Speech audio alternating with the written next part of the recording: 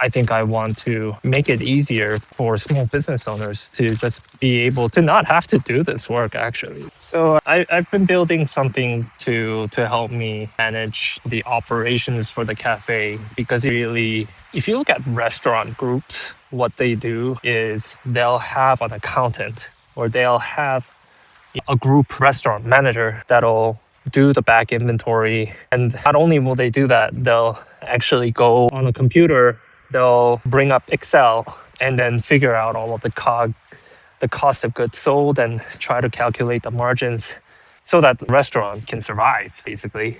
And for a small business owner, I don't have the resources to be able to do that. I cannot afford to have a dedicated person to do this out.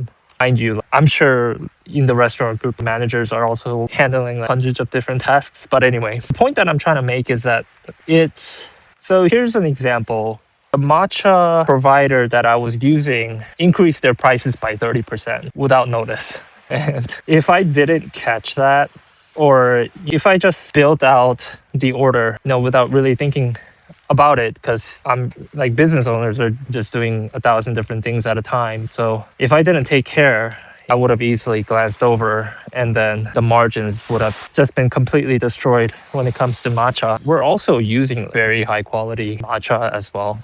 You can look up the farm and the producer of the tea, and then you can trace it back to its origins. That's the kind of matcha that we're using. And being in the cafe, being in the restaurant, and then trying to think about margins, there's such a big disconnect. It's really hard to context switch so much. You can only do it so much throughout the day.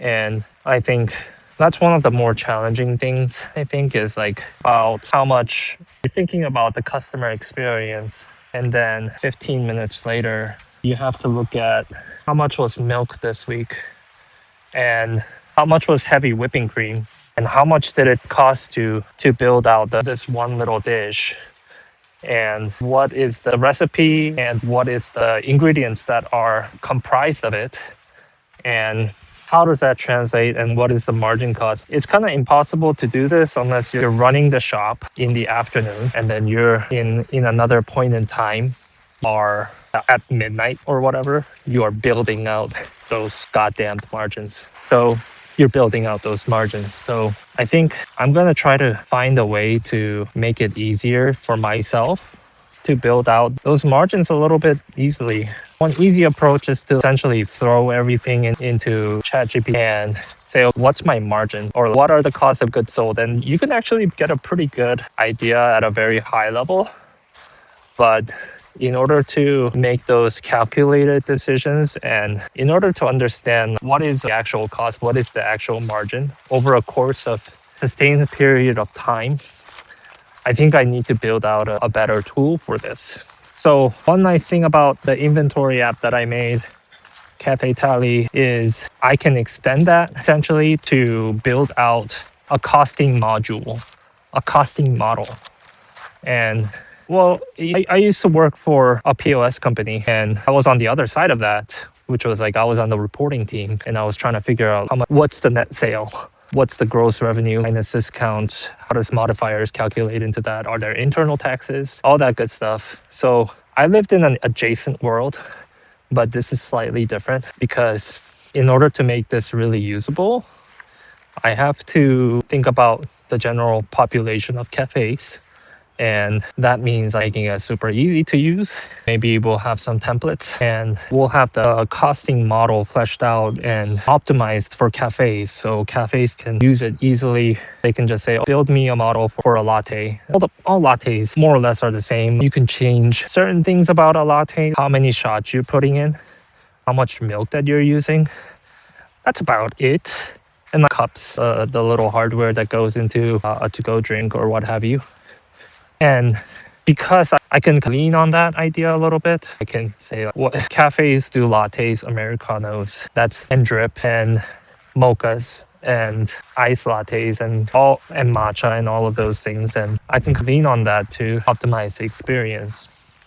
And then once the costing model is fleshed out, I can try to integrate ChatGPT into this or OpenAI some sort of LLM into it, so that ultimately what I want to do is I basically want to throw all of my receipts in there.